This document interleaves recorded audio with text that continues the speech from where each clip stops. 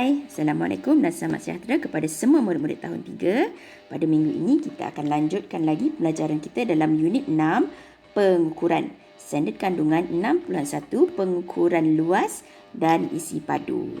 Jadi apakah yang anda akan pelajari hari ini? Yang pertama, anda akan pelajari tentang maksud dan unit piawai untuk luas. Yang kedua, anda akan belajar mengira luas permukaan sekata. Dan yang ketiga, anda akan belajar mengira luas permukaan tidak sekata. Jadi yang pertama tadi saya sebut, anda akan belajar tentang maksud luas. Maksud luas ialah besarnya sesuatu kawasan. Contohnya, awak ada meja untuk awak belajar ataupun buat kerja.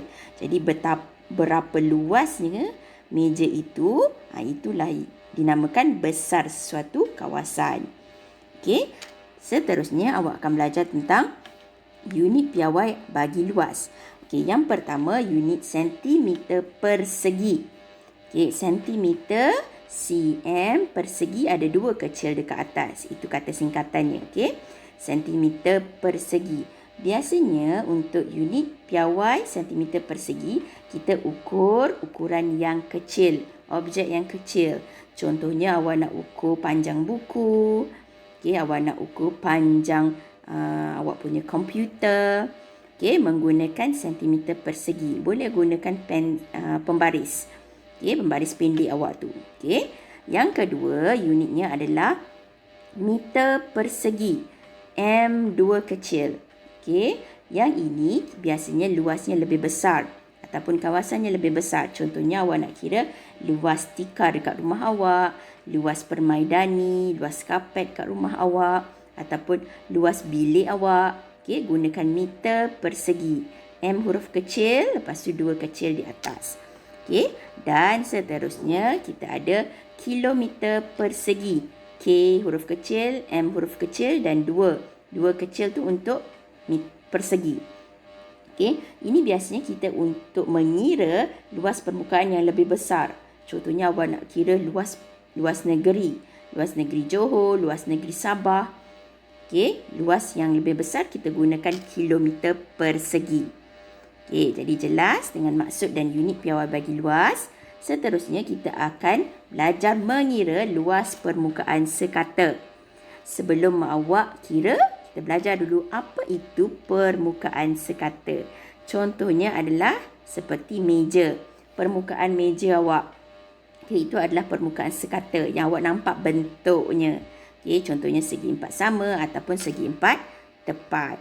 Ataupun kalau boleh nampak di sekolah awak ada gelanggang di tengah-tengah. Itu juga adalah contoh permukaan sekata. Jadi bagaimana nak kira permukaan sekata ini? Saya bagi jalan yang mudah. Kita gunakan kotak-kotak kecil. Jadi gunakan kotak-kotak kecil yang berwarna putih di bahagian bawah tu. Macam mana kita nak masukkan ke dalam kotak segi 4 tepat di bahagian atas yang berwarna hitam itu. Jadi jom kita kira. Jadi macam mana? Kita masukkan satu persatu. Ingat, kotak kecil itu berukuran 1 cm panjang dan 1 cm lebar. Jadi kita masukkan satu-satu. Agak-agak berapa yang muat dalam kotak yang berwarna hitam. Kita masuk 1, 2, 3, 4, 5, 6, 7 dan 8. Jadi muat 8 petak kecil yang berukuran 1 cm darab dengan 1 cm. Jadi agak-agak berapakah panjangnya tu? Panjangnya adalah 4 cm kerana ada 4 kotak. Kemudian ada berapakah lebarnya? Lebarnya adalah 2 cm. Kerana apa? Kerana ada 2 kotak di bahagian lebarnya. Jadi untuk jalan ringkasnya kita tengok luas petak berwarna hitam tadi itu adalah 8 cm persegi. Kerana ada 8 kepingkat putih yang menutupi permukaan hitam tadi. Betul atau tidak? Ada 8. Jadi 8 cm persegi. Ingat penulisannya C kecil, M kecil dan huruf 2 kecil di bahagian atas. Okey, ataupun awak boleh kira menggunakan rumus, iaitu luas sama dengan 4 cm panjang darab dengan 2 cm lebar. Jadi awak dapat 8 cm persegi. Jawapannya sama di bahagian atas dengan di bahagian bawah. Gunakan petak pun sama, gunakan rumus pun sama. Okey, jadi jelas dengan cara untuk mengira luas permukaan sekata. Kita beralih pula kepada luas permukaan tidak sekata. Jadi macam mana kita nak kira luas permukaan tidak sekata ni?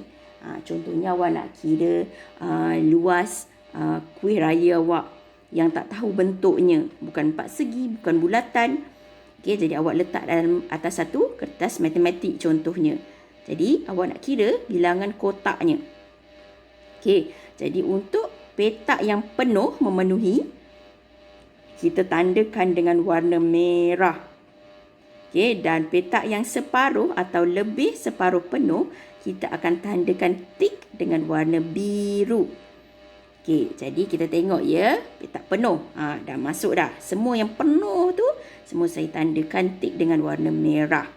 Dan petak yang separuh atau lebih separuh penuh, saya tandakan dengan warna biru.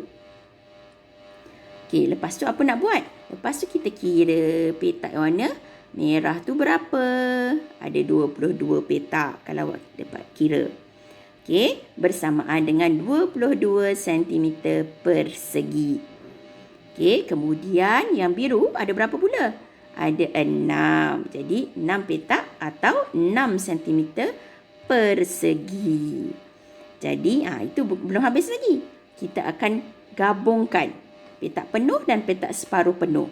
Jadi barulah kita dapat luas sepenuhnya, iaitu luas sama dengan 22 yang merah campurkan dengan 6 yang warna biru. Jadi jawapan yang sebenarnya adalah 28 cm persegi.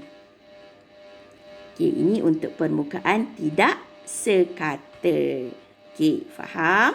Saya harap anda jelas dengan ketiga-tiga topik yang anda belajar hari ini.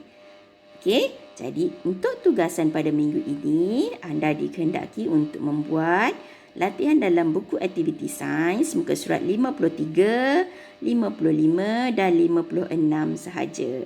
Ada 3 muka surat sahaja. Okey? Jadi itu saja untuk pembelajaran pada minggu ini. Terima kasih. Jumpa lagi.